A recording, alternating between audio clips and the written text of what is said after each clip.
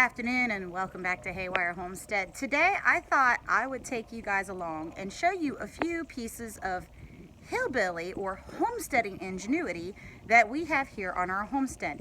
Most of it is where we actually repurpose items, and the first one is something I just finished.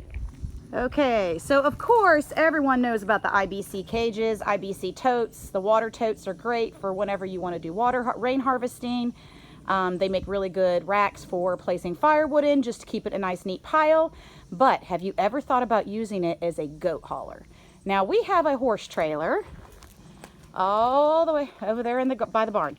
That is a heavy trailer. That takes up a lot of gas money hauling things back and forth. And quite frankly, 1 or 2 goats for me to haul any distance is just not worth it to haul that and waste all the gas. It's thundering. We might actually get some rain today and we could well use it. Kind of an unusual change for us. All right, so what I have done with this IBC tote is, one, I flipped it upside down and I strapped it down with ratchet straps inside my truck. So they actually have a cover for if it does rain, or if, you know, when it's real sunny, keep the sun off of them. And then I used my zip saw with a metal blade on, metal cutting blade on it, and I actually cut out a door. Okay, now we duct taped the edges where I cut, so that way there is no little bits of metal anywhere that are going to cut my goats. This is strapped at the very end of my truck, and then we have zip tied a piece of board, scrap board. Just using this for now. I may come up with something better later. Strapped that. I close up the tailgate. Ta-da! They're not going anywhere until we get to our destination. So there's our first one. Let's go to the second. The second one, and I believe we have seen it on previous videos, is over here in the goat paddock. Riley is going to take you right into it. That right, buddy? Okay, inside of our goat shed, we took a baby crib that we got free off of Facebook Marketplace and took it and actually made a hay manger out of it inside of our goat shed. Now, we don't feed a whole heck of a lot of hay. We supplement with hay in the summer, so it's pretty well empty now. But when it storms or the weather's bad, you know, especially in the wintertime when it rains a whole lot, we need to be able to have somewhere where their hay is going to be dry and they can eat it. We may go ahead and make us a new one of something out here, but this one works pretty well. The other one, another goat feeder, is, listen to that thunder rumble, is 50-gallon plastic totes that are food grade. I can't stress that enough. Please make sure that if you're using something for your animals, it is food grade. We just cut holes in it, and these ones are the kind that actually have a lid on top of them. We cut holes in it, put them up on the fence, and the goats are out to eat out of that. This is a little fun one that Ramona is enjoying right now, where we purchased this, and I don't know why my zoom's not working. Hang on. We purchased this child's toy for our goats. They love to jump on it, play on it, and everything. And this is just an enrichment tool. I think I spent 20 bucks on it. Works great. Again, another goat toy. Can you tell our goats are spoiled? This is a Seesaw, where we just took a piece of plastic culvert pipe and attached, I believe this is a 2x10 by 12, if I remember correctly, for our goats. Betty, you gonna show them how it's done? Betty, you gonna show them how we use the Seesaw?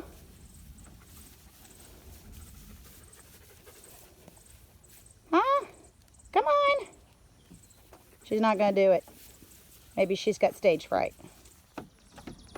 All right, this is number 3. This is actually a wooden shipping crate. We actually cut and angled the sides. We do have a video on that. Actually, I think Gabe might have a video on that. The metal on the roof as well as the frame for the roof was scrap lumber, and the metal was donated to us by a neighbor. We put a couple hinges and made a door on the side. So all in all, I think I spent about $21 making this coop. So yeah, shipping crates can definitely make nice, inexpensive chicken coops. All right, these girls are hanging out because they're going to be going to fair. But what I really want to show you is the feeders on the wall. And these are awesome. I have some of them out in the goat paddock too. I can mount them up on the wall. We have a board screwed in below it, so that way they can brace on it. With boar goats, you want to be able to build up that hind end. So when they eat their grain, you want them to stand elevated so they're working those glutes.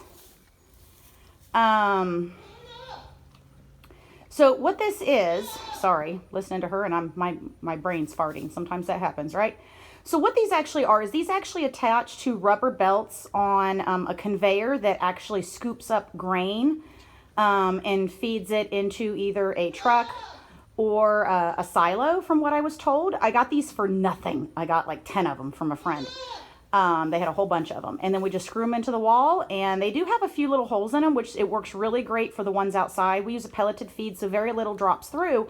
But when it rains, the water goes through, and you know, then I don't have to worry about dumping out their feed pans all the time, and they're really easy to just wipe out.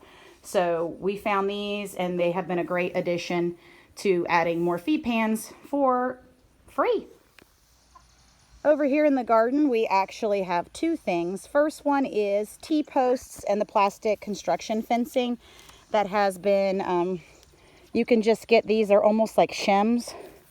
I believe they come in like a 8-foot sections, and we used it to just help to stabilize a little bit, and zip ties. So this is a really inexpensive fence, really easy to make a gate.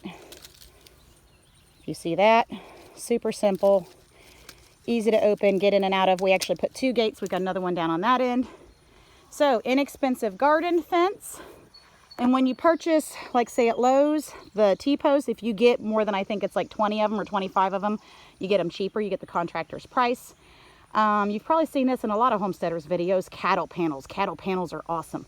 So I scour looking for the ones that people are getting rid of because they're expensive to purchase brand new. You can get them new, but it's better off. And I actually got these for fairly cheap, and we just use T-posts. We've got the 4 trellises that are hooped, and then we have more down there for the tomatoes that we're able to trellis our tomatoes on. So super simple and very easy. You can pull this out, take it apart for next year, and we can get them up out of the way. That way we can work in the garden and put them and move them anywhere that we want. Here we have the kitchen garden, and we just have a stone border. These stones actually came out of an old house that my great-grandmother lived in that unfortunately had to be tore down. But we were able to get in there and get the stones from the basement, or at least some of them, and I used them for a border. But what we really want to talk about, because that's not really that ingenuity in my opinion, is getting a hold of, if you've got friends with horses or any other kind of livestock, and their tanks get holes in them or cracks, you know, horse kicks a hole in them. Hey, that's perfect. It's already got holes in it to drain it, right? Well, they don't have any use for them anymore, or even the metal ones that are rusted out on the bottom, the galvanized ones. So I use them as planters. This had kale in it, which unfortunately got taken over by a cutworm. So I pulled everything out. But we've got that. And then the other one is protein tubs. The protein tubs that they use for cattle and other livestock make great planters.